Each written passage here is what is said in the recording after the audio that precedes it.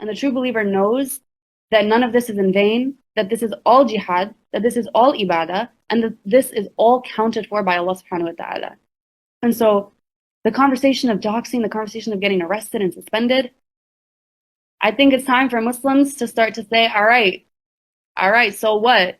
Do what you want. I'm gonna do what I gotta do because it's it's about time to do that. And I know everybody has their own families and has an education and everything. It's just a question. We don't want to get doxxed and we don't want to get suspended and we don't want to get arrested.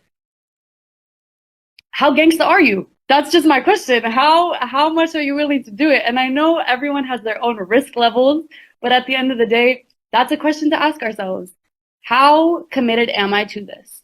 How to what extent of my personal material gains am I willing to sacrifice for this bigger noble cause?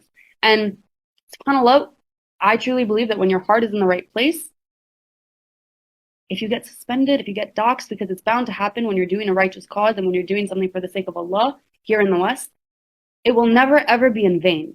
And the true believer does not fear that because the true believer knows that the akhirah is a promise.